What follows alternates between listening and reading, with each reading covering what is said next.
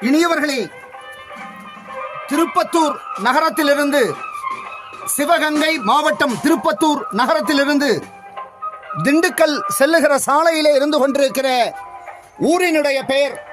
மணக்குடி. இந்த மணக்குடியிலே ஒரு அருகர் பன்னெடும் காலமாக உள்ளூர் மக்களாலே ஒரு சிறிய ஆலயம் உருவாக்கப்பட்டு அங்கே தொடர்ந்து வழிபாட்டிலே இருந்து கொண்டிருக்கிற